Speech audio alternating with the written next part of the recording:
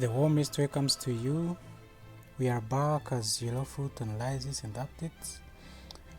Today, we want to concentrate on UEFA Champions League, the fourth quarter of UEFA Champions League 2021-2022. It is the pre-match against Paris Saint-Germain and Real Madrid.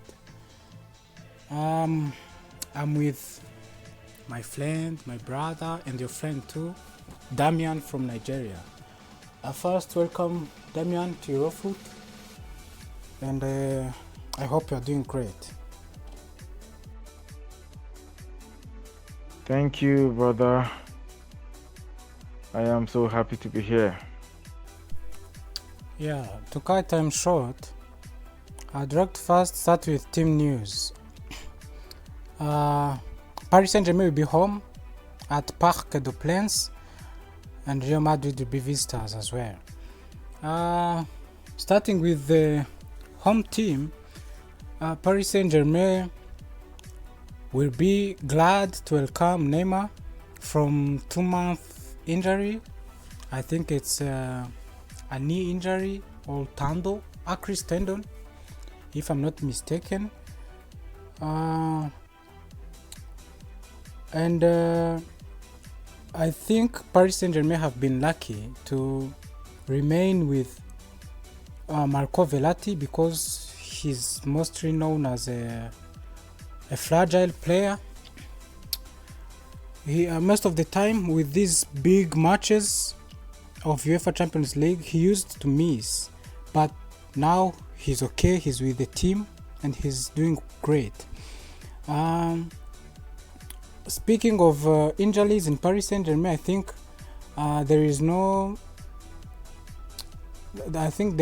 all players are available for today's match. And for the visitors, they don't have Ferland Mendy. They are left back. They are the Frenchman. I think you see him. And Karim Benzema is also doubtful. He may or may not play for this game, but he's with the team in Paris. And there are three midfielders: Toni Kroos, Modric, and Casemiro are available, and they are good, strong enough to play this match. And Dani Carvajal also has been consistent because he's also the fragile player in Real Madrid. He used to face many injuries, but today he's okay. Damian, first of all, considering these team news, injuries, and whatever, what are your first impression on this news, and what are you expecting from these injuries news? This is a huge boost for PSG because Neymar is back, though he may lack match fitness, and then Verratti is back as well. He's back in the team as well. So this is a complete boost. They have virtually all the big players, the game changers, in back for the match, and that's enough to get them the win. That's for me, anyways. And then when you look at Real Madrid, it's disheartening because for me, Real Madrid is an elite club, and they are the most successful club in the history of the UEFA Champions League. And the UEFA Champions League itself is an elite league. There is the UEFA Champions League is an elite league in world club football. So I know fully well, going by the history, you it's difficult to write Real Madrid off. Why? Because of the injuries that they've had at the moment. But they have a humongous weight of, they have a humongous wealth of experience as regards to the UEFA Champions League. You cannot take that away from them. They have an experienced manager in the competition, in the person of Ancelotti. And when you look at the PSG coach, he's still a novice in the competition, though he has a Champions League finals to his name, and that's a good one though. But if you look at Real Madrid at the moment, they may not have the big players at the moment, just like PSG. But what I can assure you of is their game plan. They have the understanding, that winning mentality is there, and when the team has that, coupled with its history in such a competition, everything goes well for. So it's difficult to write them off this match, this fixture. In as much as they would want to make a good case for themselves, PSG would also want to make a point, because they know that if they don't win at home, going over to Bernabeu, it will be a very difficult job to do. So they would try in as much as possible to do the job at home, so that they will have less work. They will have less work to do at Bernabeu. Oh, thank you so much, Damian, for the analysis. But coming back to Paris Saint-Germain, I'd like to lay an emphasis on Kylian Mbappe. This Frenchman, he's a striker, okay? He's a striker, and he's now doing great in PSG, because I think he's their top scorer, if I'm not mistaken, because he's participating in many of their goals, and he's helping the team to win some difficult matches. But there are some news which are mostly saying that he had already ended the negotiations with Pelés, with Real Madrid. To me, one leg is in Madrid, another still in Palace. And my question is that, having that in his head, because he's going to play Real Madrid, I think their future team, as it is now. But how is this going to affect their match? Are you seeing Kylian Mbappe refusing to perform at his maximum because he's playing with Real Madrid, or he's going to keep being professional as he showed? Because at the beginning of the season, he already expressed his feelings about Real Madrid. He already expressed that he won't extend contract with PSG, but he continued to deliver. He continued to score, continued to give assists. That's why I'm saying he had been professional. Is this professionalism going to end at this match, or he's going to continue to be professional and maybe help PSG to eliminate Real Madrid? Every player wants to be successful, and every young player wants to be successful. Being successful means that the club where you play currently at, they achieve your achievements there and all of that. PSG is one of the elite clubs in world club football, and Kylian Mbappe is a world-class youngster who seeks to um, achieve more success? Or better say, who wants to achieve more footballing success? Now, when you look at Kylian Mbappe's success or achievement at PSG, you would agree with me that he wants more. He wants more, most especially in the area of Champions League. He has won virtually everything in world football except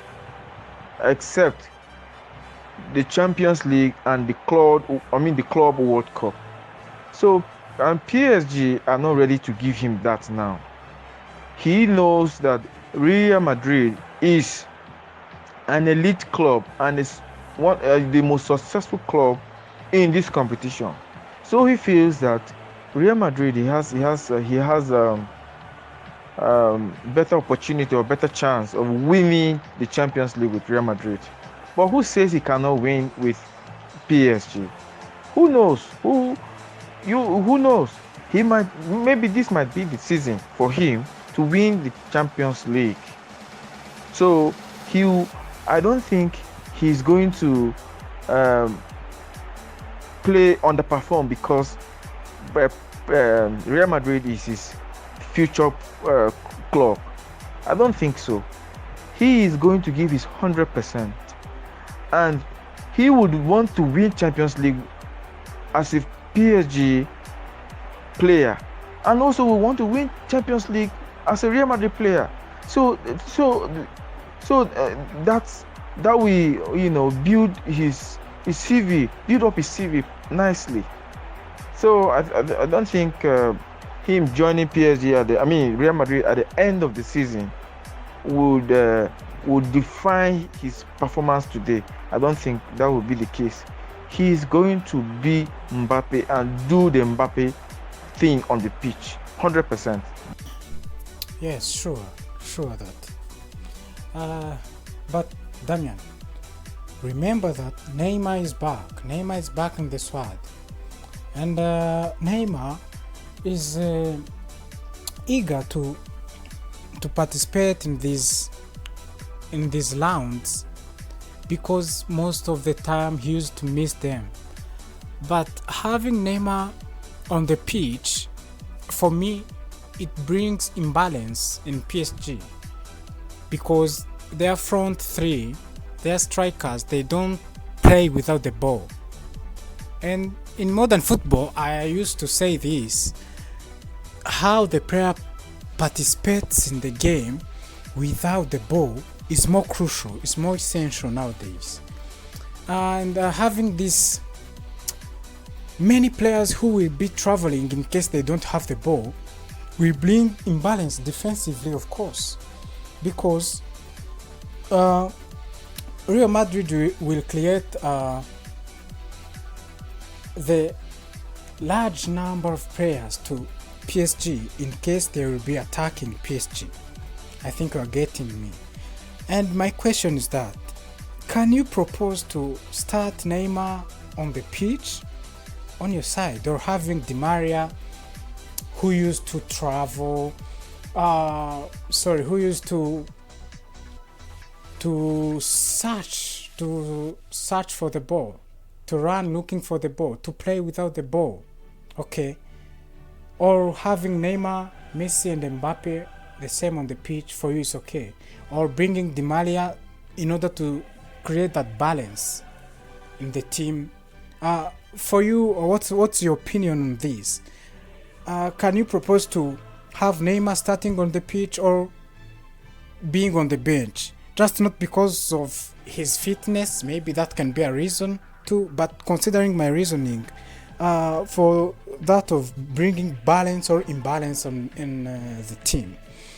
Secondly, going technically on the pitch, on your side, how are you seeing this game technically? Because we are having the best goalkeepers on both sides, Thibaut Courtois and Donnarumma or Keylor Navas, they are all the best goalkeepers.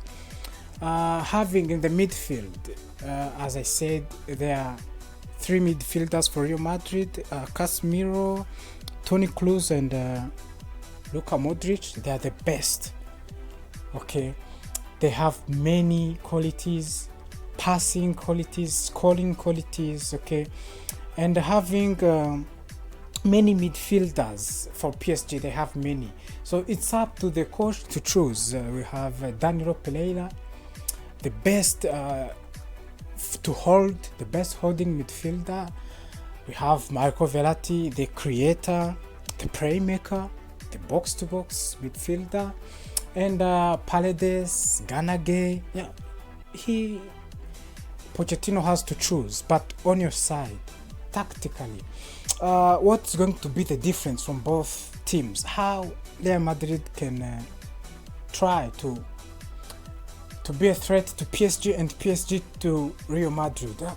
For you, what are the best tactics? Maybe you can go in game planning or whatever. But how is PSG going to approach the game and Real Madrid, considering that the away goal is no longer counting? Okay, that's the new rule they have voted, which will start to be applicable today, this night. Okay, then Damian, please share with me your ideas. Thank you.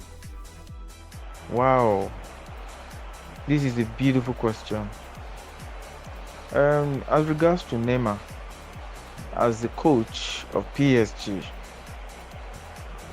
or as a coach rather, it is not advisable for a coach to throw in a star who is just coming back from the injury, except if that star happens to be the most key player for that team.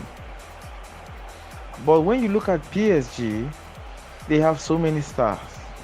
They have Lionel Messi himself. They have Kylian Mbappe. They have Di Maria. They have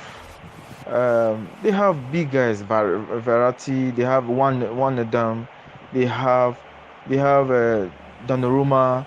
They have big stars already. So for me, it's uncalled for. It will be a wrong decision for the coach to throw in rather Neymar, who was out for 2 whole months. That's 8 weeks. He was away from the team, and the team has gelled with the kind of players they played within that period. So bringing him back now will be